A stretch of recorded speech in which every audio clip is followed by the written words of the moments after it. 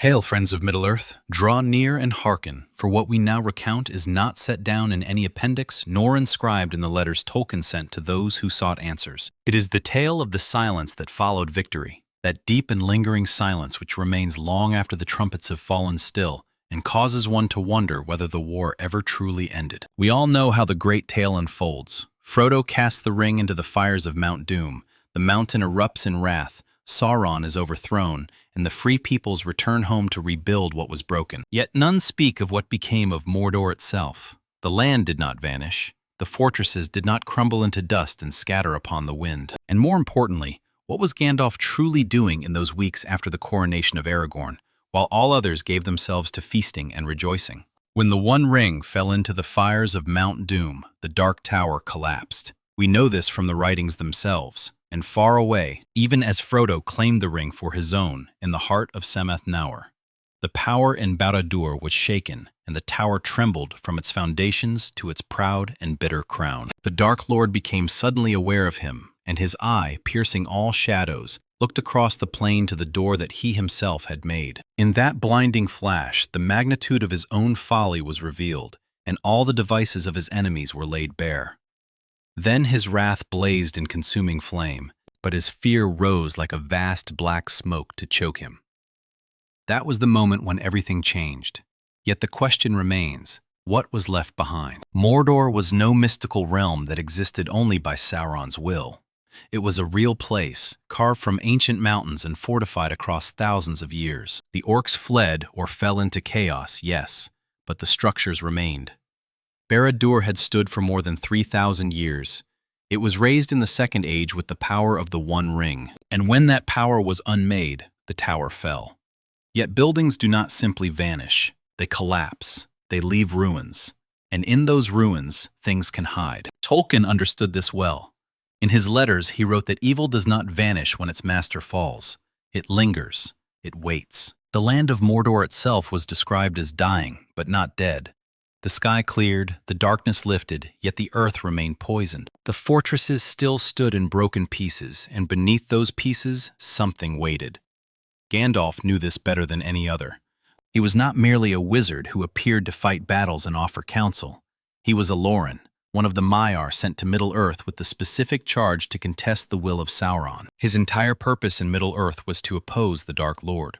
So when Sauron fell, do you truly believe Gandalf simply gathered his staff and sailed west without delay? The tales told in later days show him departing with Frodo soon after, yet consider the true span of time.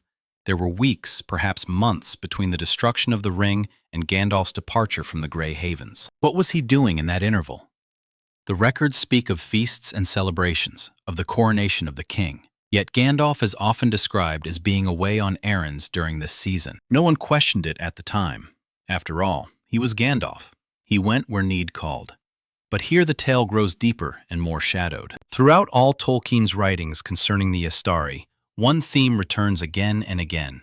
The wizards were sent to Middle-earth under strict limitations. They could not dominate the free peoples. They could not match Sauron's strength for strength. Their task was to advise, to guide, to inspire. They were forbidden from seizing power for themselves or revealing their full might openly. Saruman broke these bounds, and we saw the ruin that followed. Gandalf never did. Even when he returned as Gandalf the White, he remains true to his charge. Therefore, if Gandalf returned to Mordor after Sauron's fall, it was not for glory, nor to claim any trophy. It was because something there still demanded his attention, something that could not be left unattended. Consider the nature of Sauron. He was a Maia like Gandalf, yet one who had fallen into darkness long before. He had served Morgoth in the First Age. When Morgoth was cast into the void, Sauron remained in Middle-earth and eventually rose as the new Dark Lord. His power was vast, yet not without limit. Much of his native strength he had poured into the One Ring. While the ring endured, he could not be utterly defeated. When the ring was destroyed, the portion of his essence bound within it was unmade. Yet Sauron was ancient. He had walked the world for thousands of years before the ring was ever forged. Is it truly so simple to believe that all he was ceased to exist the moment the ring melted? In the Silmarillion, we learn the fates of Morgoth's servants after his defeat. Some were destroyed, others fled into hiding. Some, like Sauron himself, lingered and later rose again. The text tells us that after the ring's destruction, the power of Sauron was broken entirely, and he became a spirit of malice, gnawing at itself in the shadows, unable ever again to take shape or wield power. Note the careful words. He became a spirit, not destroyed, not gone, but reduced. A spirit gnawing at itself in shadow. Where were those shadows? Tolkien does not say. Yet the answer seems written in the very stones of the land. Mordor, the realm he had claimed, the fortress he had raised, the place where his will had burned strongest for millennia. If any remnant of Sauron endured in Middle-earth, it would be there.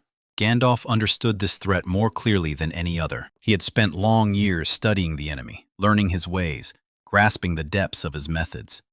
He knew that even the smallest remnant of evil, if left unchecked, could grow again with time. This was the very reason the ring had to be destroyed rather than hidden or guarded. Evil does not fade of its own accord. It must be confronted, contained, or ended. Therefore, when the celebrations quieted and the feasting drew to a close, Gandalf turned his steps once more toward Mordor, alone, without army or fellowship or witness. For what he sought was not something that could be fought with swords. It was older and deeper than steel. Imagine the scene, Gandalf approaching Mordor in the weeks after the fall. The land remained scarred, blackened by long years of industry and war. The sky was clearing, yet slowly. The ground was still ash and broken stone. Barad-dûr had become a mountain of rubble where the Dark Tower once stood. Orcs wandered leaderless, fleeing into the mountains or turning upon one another.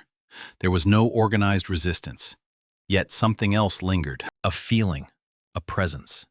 Not the overwhelming malice that had once poured from the tower when Sauron stood at the height of his strength, but something quieter, something patient. Gandalf walked through the ruins, not as a conqueror, but as one searching for a hidden threat. He knew it was there. He could feel it. He found it in a chamber deep beneath the place where the tower had risen. A room that had survived the collapse, shielded by ancient spells and the weight of fallen stone. The chamber was small and unremarkable, save for one thing. An orb resting upon a pedestal, smooth and black as volcanic glass, pulsing with a faint, unnatural light. It was not a palantir. Those seeing stones were wrought in the Second Age by the elves of Númenor and served chiefly as tools of vision. This was something older, something from the elder days, perhaps from a time before even the First Age, when the world was young and different. The writings do not name it plainly, for Tolkien left many things in Middle-earth unspoken. Yet we know from his deeper works that objects of power existed long before Sauron, long before the rings, long before Morgoth's rebellion. This orb was one such relic. What made it perilous was not its own strength alone, but what it contained.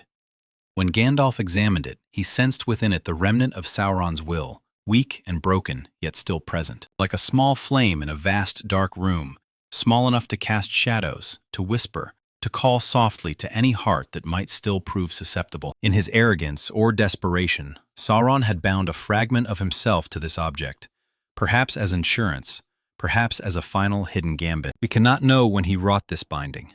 Perhaps during the War of the Ring, when he felt his power waning. Perhaps centuries earlier, as a precaution in the Third Age. What matters is that it existed, and as long as it endured, a thread of Sauron's influence could persist. Gandalf stood long in that chamber, weighing his choices.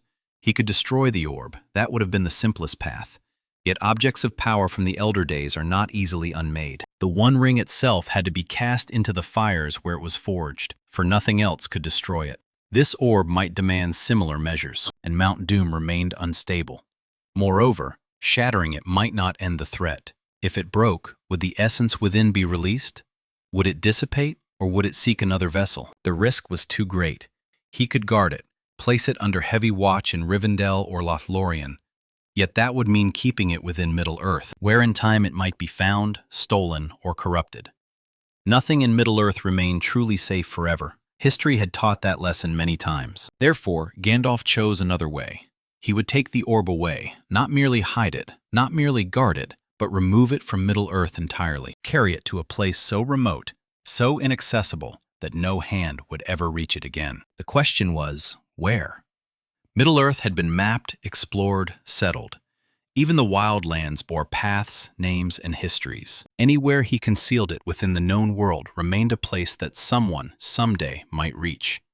He needed to go beyond, beyond the maps, beyond the borders of kingdoms and the range of rangers, to a place where the world itself grew hostile and empty.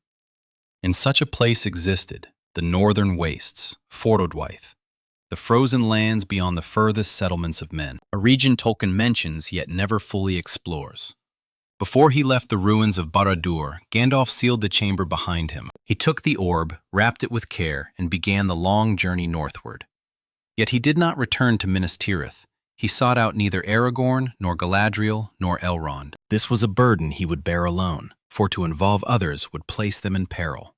The orb was subtle in its corruption. It did not roar with grand visions or promises of power as the ring had done. It whispered, it suggested, it planted doubts and fears. The fewer who knew of it, the safer all would remain. Gandalf had spent long years guiding the Fellowship, protecting Frodo, ensuring the ring reached its doom. Now he faced one final task, one final journey. And for this one, he would need aid. Yet not from his old companions. He would need one who understood duty without seeking glory, one who could carry a heavy burden in silence. That one was Haleth. Not Haleth son of Helm who fell at the Hornburg, nor Haleth of the First Age who led her people to safety. This was another Haleth, a ranger of Gondor, unknown to the great histories because his deeds were never recorded. He had not stood at the Black Gate.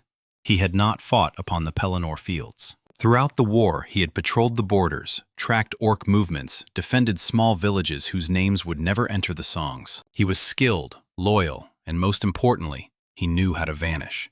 Rangers of the North were famed for this, yet the Rangers of Gondor were no less capable. They simply moved through different lands.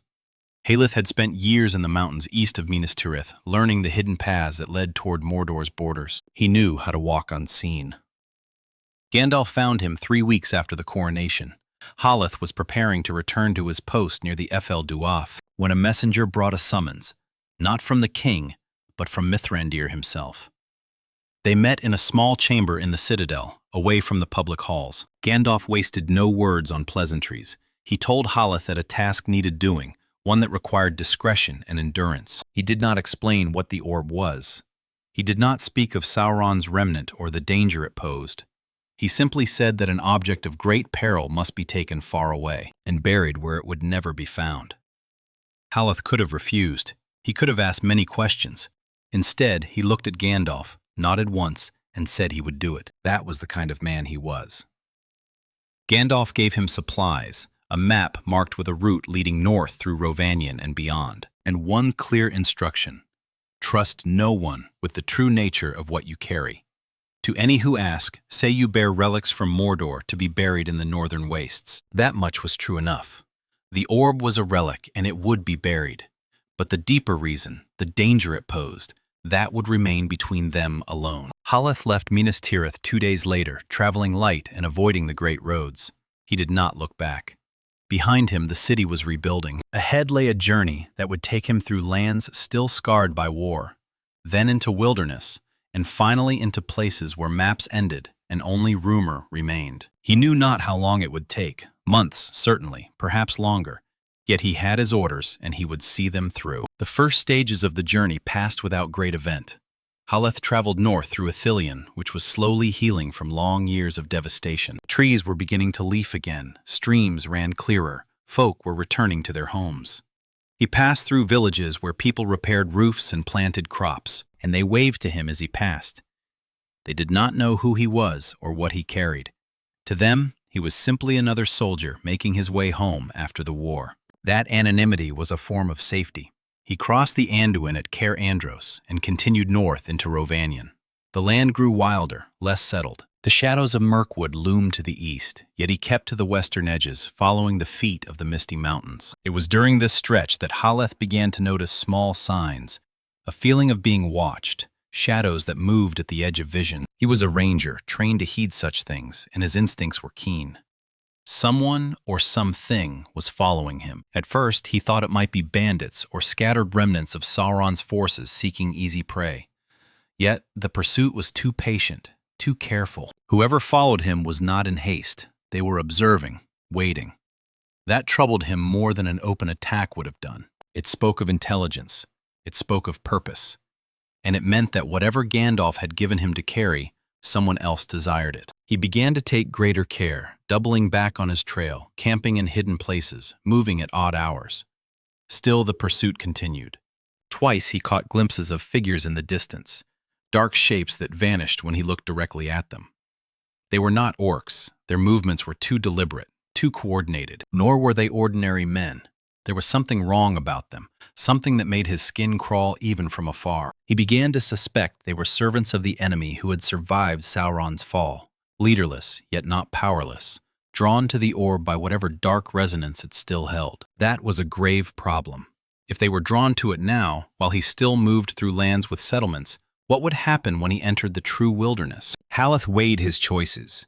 He could attempt to lose them, yet they had proven persistent.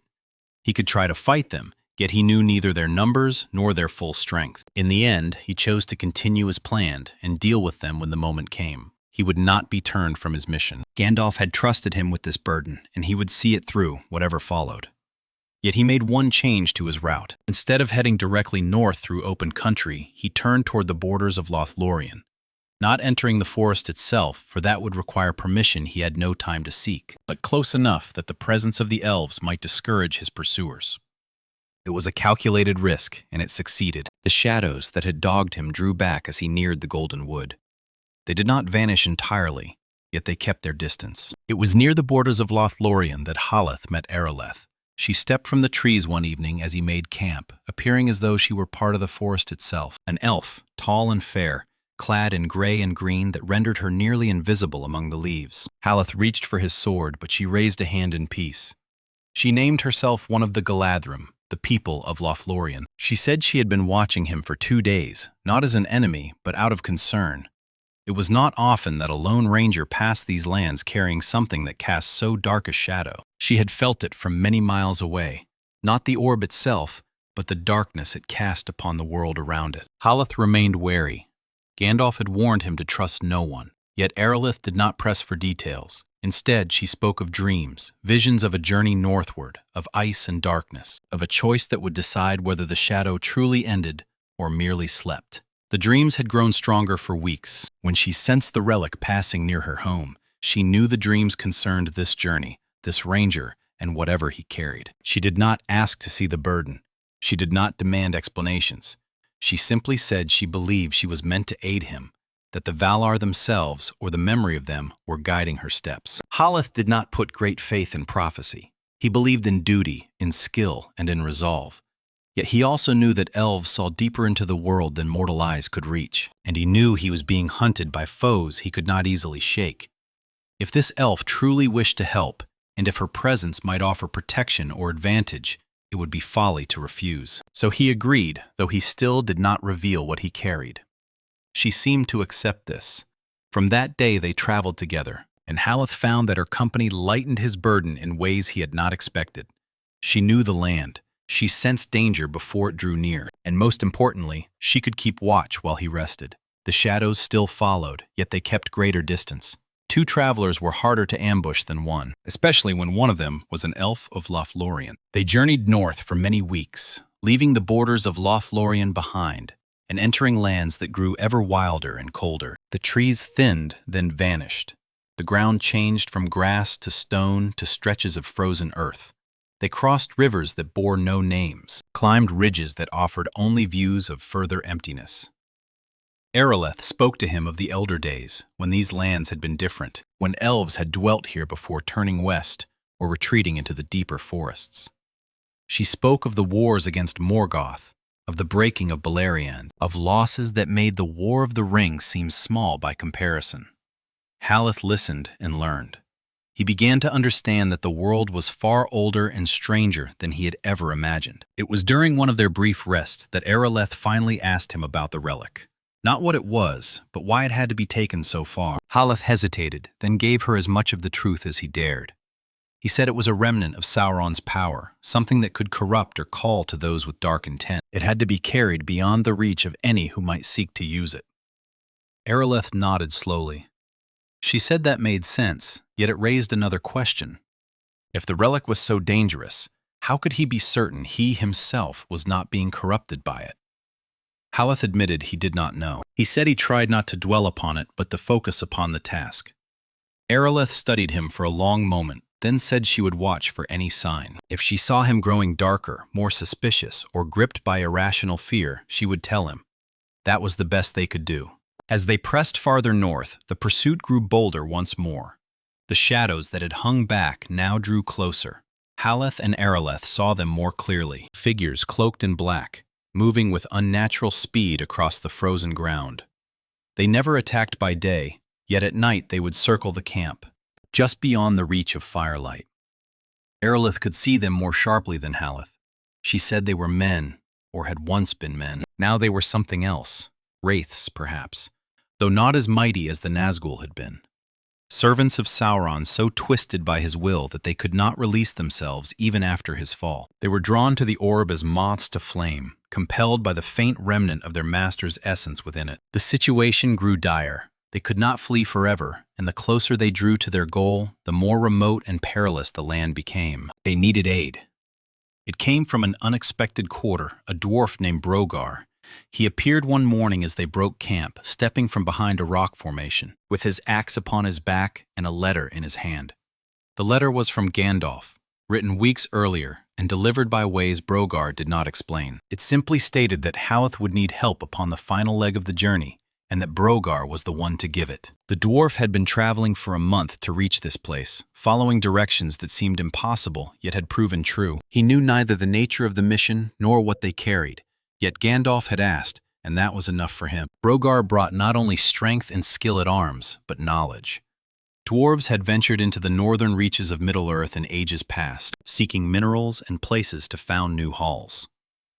Most such expeditions had ended in failure. The land was too harsh and barren for lasting settlement. Yet they had made maps, recorded landmarks, and passed down tales of what lay beyond. Brogar knew of Forodwaith, the frozen wastes toward which they journeyed. He knew it was a realm of endless ice and howling wind, where little lived save in the deepest caves. He also knew of ruins there, remnants of settlements from the First Age or even earlier, built by peoples whose names had been lost to time. If they sought a place to bury something forever, those ruins might serve. The three of them made better progress together. Brogar's knowledge of the terrain helped them avoid dead ends and impassable ways. Aerolith's senses warned them of danger before it drew near, and Haleth's determination kept them moving even when the cold grew almost unbearable. The shadows still followed, yet now when they approached at night they faced not one defender, but three. Twice there were brief, brutal skirmishes in which the wraiths tested their strength and found it more than sufficient. After the second clash, the pursuit fell back once more. The wraiths were patient. They would wait for a better moment. As they journeyed deeper into Forodwaith, the land itself became their chief adversary. The temperature dropped to levels none of them had ever known. The wind cut like knives through their cloaks. Snow fell without cease, blanketing the ground and hiding their path. Each night they had to dig shelters merely to survive until morning. Food grew scarce. They rationed what they had brought with care. Water they melted from snow and ice. Yet fire required fuel, and fuel was almost impossible to find. Brogar taught them a dwarvish trick, burning animal fat mixed with moss and dried fungi. That gave a low, steady flame, enough to melt snow without consuming too much. Yet the physical hardships were nothing beside what the orb wrought upon their minds. The closer they drew to their goal, the stronger its influence grew. It did not speak in words, but in feelings. Haleth began to doubt, to question whether Gandalf had been right to send him, whether the orb was truly so dangerous, or whether the wizard had exaggerated to ensure obedience. Perhaps it could be used for good. Perhaps it would be safer to keep it hidden in Middle-earth than to bury it in this wasteland, where it might one day be found by something worse. These thoughts came strongest at night when exhaustion and cold lowered his defenses. He recognized them as foreign, imposed from without, yet that recognition did not make them easier to resist. Aerolith suffered differently. The orb brought her nightmares, visions of her kindred's suffering, of Lothlorien burning, of darkness spreading once more across Middle-earth. She would wake, gasping, clutching her blade, ready to fight foes that were not there. By day she grew ever more withdrawn, watching the horizon with haunted eyes. Once she told Haleth that she could hear the orb singing, not a fair song, but a dirge, a lament for lost power and faded glory. It called to the part of her that remembered the First Age, when elves had been mighty and terrible in war. It reminded her of all her people had lost, of how diminished they had become. It kindled anger within her, and anger in an elf is a perilous thing. Brogar was least affected, yet even he was not untouched. Dwarves are resistant to many forms of enchantment. Their stout hearts and stubborn wills serve as natural shields. Yet the orb found his weakness too. It fed his mistrust. It made him question his companions. Were they truly committed to destroying the thing, or did they secretly plan to keep it? Was Gandalf as wise as all claimed, or had he sent them upon a suicide mission to rid himself of a problem without risk? Brogar never spoke these doubts aloud, yet Haleth could read them in the dwarf's eyes. The easy fellowship they had shared was beginning to fray. They were all being tested, and their true destination still lay ahead. They reached the ruins upon the 73rd day of their journey. It was a place unmarked on any map, known only through Brogar's ancestral lore, a cluster of broken structures half buried in ice and snow, built of black stone that seemed to drink light rather than reflect it. The architecture was strange, neither elvish nor dwarvish nor anything recognizable. Whoever had raised these walls had long since vanished. In the center of the ruins lay a pit, deep and perfectly circular, like a well or a shaft leading down into the roots of the earth. Brogar approached it with care, testing the edges, peering into the darkness below. The pit descended farther than any of them could see.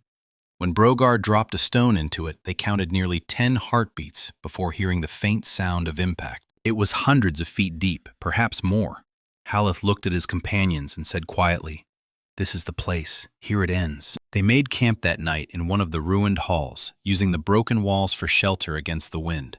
None of them slept well. The orb was louder now, its influence stronger. All three could feel it pulling at their thoughts, trying to persuade them that this was a mistake, that they should keep it, study it, use it. The whispers were persuasive, yet they held firm.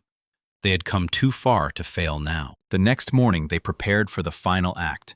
The plan was simple: lower the orb into the pit and let it fall to the bottom, then collapse the entrance if they could, so that nothing might ever retrieve it.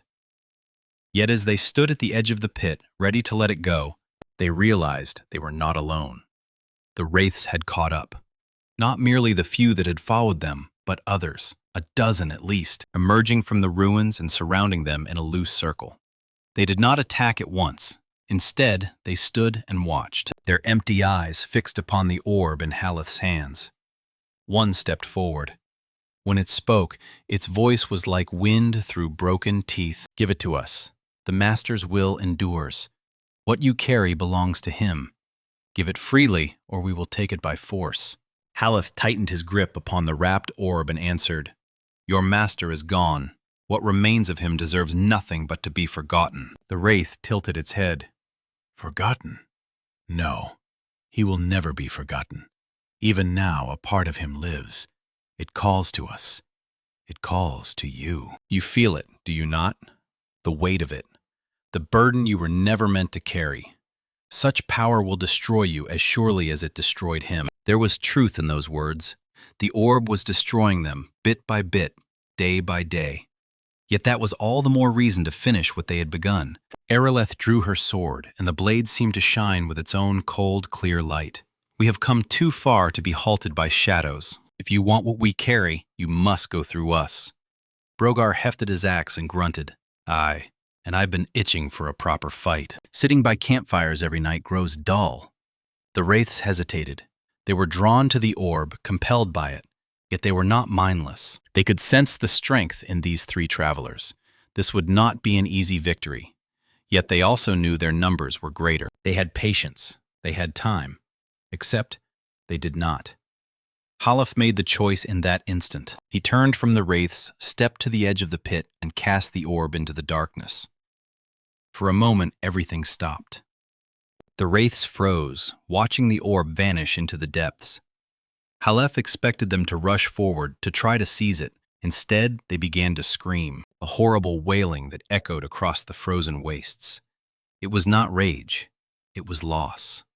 It was grief. They had been bound to Sauron so utterly that even the faint remnant of his will within the orb had been their only anchor to purpose. With it gone, they were truly lost. One by one, they began to fade, not dying exactly, but dissipating. Their forms grew translucent, then vanished entirely. Within moments, the ruins were empty once more. Only the three companions remained, standing by the pit and listening to the wind. Aerolith sheathed her sword slowly. "Is it done?" Haleth nodded. "As done as it can be." Brogar walked to the edge and looked down. "We should collapse it. Make sure nothing can ever reach what lies below." They spent the next hours using ropes and leverage to topple nearby structures into the pit. Ancient stone broke and fell, creating a cascade of rubble that filled the upper reaches of the shaft. It would not prevent a determined excavation, yet in so remote a place, who would ever know to look? By the time they finished, the sun was setting. They stood together in the fading light, exhausted yet relieved. The burden was lifted. The mission was complete. They made camp one final time among the ruins. That night, for the first time in many weeks, Haleth slept without dreams. No whispers, no doubts, only silence. When he woke the next morning, Aerolith was already packing her belongings. She said she would return south to Lothlorien. The visions that had guided her were gone, and she felt called home once more. Brogar announced he would head east, back toward the mountains where his people dwelt. He had been away from the halls long enough. Haleth thanked them both. He said he would never forget what they had done, the sacrifices they had made. Aerolith smiled, the first true smile he had seen from her in many days. "We did what was needed. That is all that matters." They parted at dawn. Haleth watched them go, two figures walking in opposite directions across the frozen waste, until they vanished beyond the horizon. Then he turned south and began the long journey back to Gondor. He traveled alone once more, yet it was different now. The weight was gone. He felt lighter, freer. The land remained harsh, the cold still bit deep, yet it no longer felt oppressive. He made good time, retracing his path through lands that were slowly thawing as spring advanced. He met no enemies, no shadows. Whatever servants of Sauron had survived were scattered and leaderless, more concerned with their own survival than with pursuit. It took Haleth nearly 4 months to reach Minas Tirith. By the time he arrived, summer had come to Gondor. The city was thriving. Construction rose everywhere, new buildings, repaired walls, gardens planted where barren ground had lain for decades. He entered through the main gate without fanfare, just another traveler returning from the road. He made his way to the citadel and asked for audience with Mithrandir, only to be told that the wizard had already departed for the Havens. He had left weeks earlier. Haleth felt a strange mingling of disappointment and relief. Part of him had wished to report directly to Gandalf, to tell him the mission was complete. Yet another part was glad to be spared the telling. What would he have said? That he had succeeded? That it had nearly broken him? That the whispers still returned sometimes, faint echoes of the orb's influence. Instead, Haleth returned to his post as a ranger. He went back to patrolling the borders, tracking bandits, protecting villages. Life continued. Seasons turned. Years passed. He never spoke of what he had done. He never told anyone of the journey north or what he had buried in the frozen wastes. It became a distant memory, dreamlike, something that might not have happened at all, except it had. And in the quiet moments, when he stood watch upon some lonely hillside and looked northward toward the mountains, he thought of that pit, of the orb resting at the bottom, forgotten by all but him. And he hoped with everything within him that it would remain forgotten forever. Yet hope is a fragile thing. Gandalf had known that. It was why he had sent Haleth upon this mission, because hope requires action. It requires people willing to carry burdens in silence, to walk into darkness without promise of glory or reward. Gandalf himself had done this for many years, working unseen, guiding events, making hard choices that others would never know. And now one of those choices was complete. The last remnant of Sauron's power, the seed that might have grown into another Dark Lord given time, was buried beyond the reach of Middle-earth. The world was safer for it, even if the world would never know. In the years that followed, the broad strokes of history record only peace and rebuilding. Aragorn ruled wisely. Gondor prospered. The Age of Men truly began. Yet there are always secrets, stories that never enter the official chronicles. Haleth died peacefully in old age, never having spoken of his journey. Aerolith eventually sailed west, as all elves do, taking her memories with her. Brogar lived another century among her people, occasionally telling tales of a strange mission he once undertook for a wizard, though few believed him. The ruins in Fordwaith remained untouched, buried anew beneath fresh snow each winter, forgotten by all who might once have cared. And the orb? It remained where Howth had cast it, deep in darkness, beneath tons of rubble and ice, in a place where no light reached and no foot would ever tread. The fragment of Sauron's will within it gnawed at itself, as Tolkien said it would, growing ever weaker with time, yet never quite extinguished. It waited in the dark, patient and malignant, a reminder that evil does not truly die, it only sleeps. And sleep is close enough to death if it lasts long enough. In the Fourth Age, with the ring destroyed and Sauron's power broken, there was no one left to wake it. No dark lord to call it forth, no army to retrieve it. It was alone, as it would remain until the ending of the world. This is the story that was never written, the mission that took place in the quiet spaces between celebrations, the burden carried by those whose names you will never find in any book of history.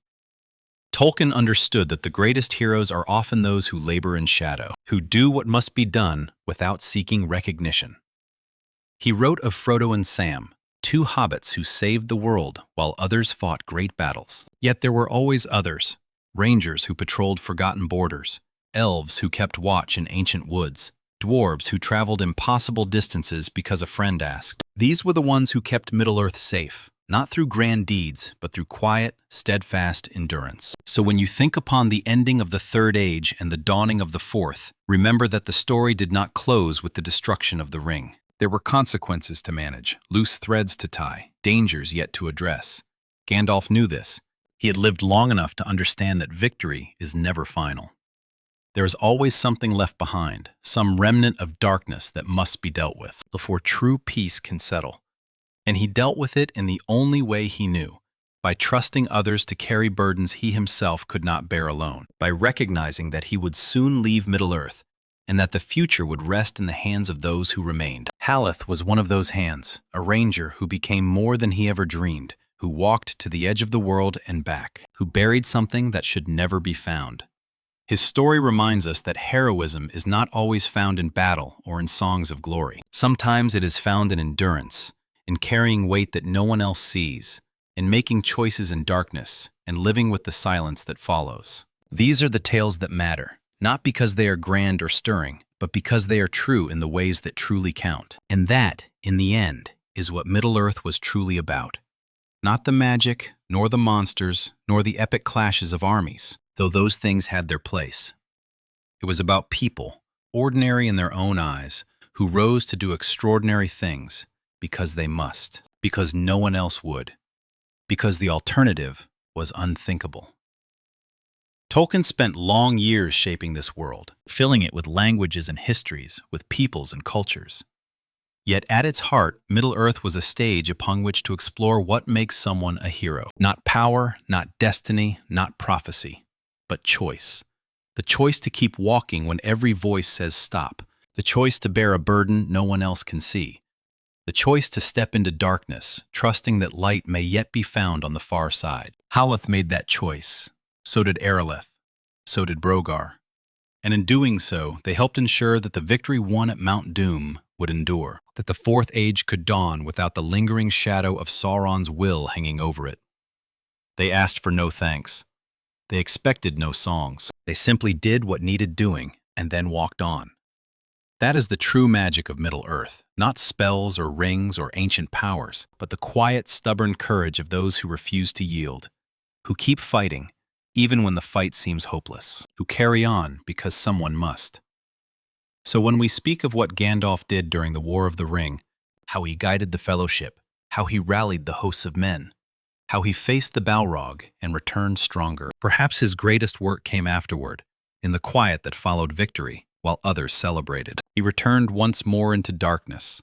He found a threat no one else even suspected, and instead of facing it himself, he trusted another to carry it. That requires a different kind of courage, the courage to let go, to admit that even a wizard, even a Maya sent by the Valar, has limits, and to have faith that others will rise to meet the need. That is the story of what Gandalf took from Mordor, not for himself, but to send away, not to wield, but to bury, not a tale of power seized, but of power denied. And in that denial, in that final rejection of Sauron's lingering shadow, the Third Age truly ended. The darkness lifted, the world moved forward, and somewhere in the frozen north, beneath ice and stone and endless night, A small black orb rests in silence, waiting for nothing, remembered by no one. Which is exactly as it should be. For some things are meant to be forgotten, some burdens are meant to remain buried, and some stories are meant to be told only once, to remind us that the struggle against darkness never truly ends. It only changes form. And as long as there are those willing to stand against it, willing to carry burdens no one else can see, the light will endure. Now, if you have journeyed with me this far, I thank you. Thank you for listening to a tale that was never set down in Tolkien's own writings, yet feels as though it might have been. Thank you for remembering the quiet heroes, those who receive no songs, who appear in no official histories. Middle-earth is full of them, if you know where to look. Thanks for caring about these stories as much as I do. And remember, not all who wander are lost, but some who wander are carrying burdens you can't imagine. Be kind to them. The road goes ever on.